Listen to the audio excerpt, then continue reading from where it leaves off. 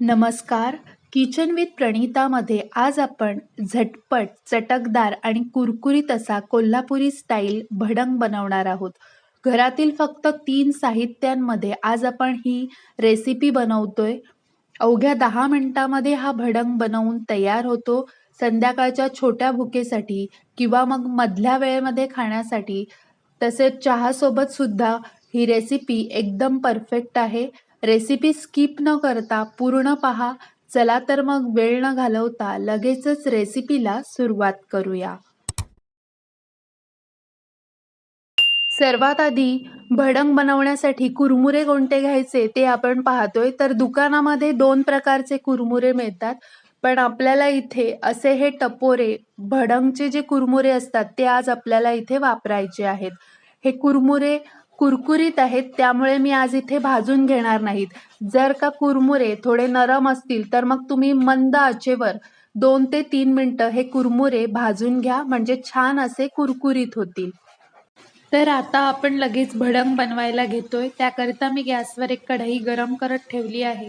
त्यामध्ये 1.5 पळी इतकं तेल घालणार आहे.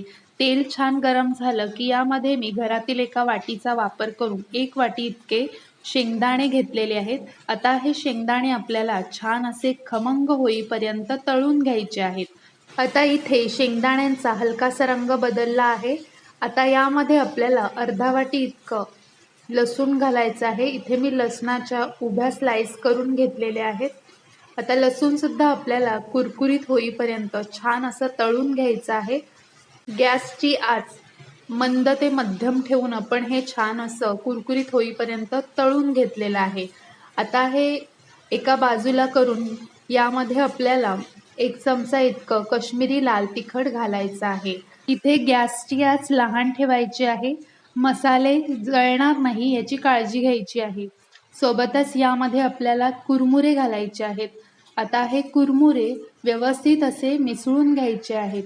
गॅसची आच लहान ठेवूनच आपल्याला हे सर्व जिन्नस व्यवस्थित मिसळून घ्यायचे आहेत.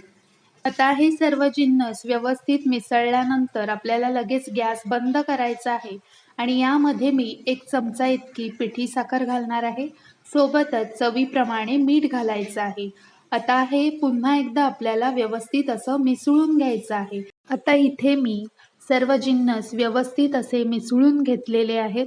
आता हा भडंग पूर्णपणे थंड झाल्यानंतर डब्यामध्ये भरून ठेवायचा आहे. हा भडंग महिनाभर असा छान टिकतो. इथे तुम्ही पाहू शकता भडंगला रंगसुद्धा सुरेख आलेला आहे. तुम्ही सुद्धा भडंग नक्की बनवून पहा आणि कसा झालाय ते मला कमेंटमध्ये नक्की कळवा. तुम्हाला माझी आजची रेसिपी कशी वाटली, थोडी तरी आवडली असेल तर प्लीज एक लाईक करा. किचन विथ प्रणीताला सबस्क्राईब केलं नसेल तर पटकन सबस्क्राईब करा.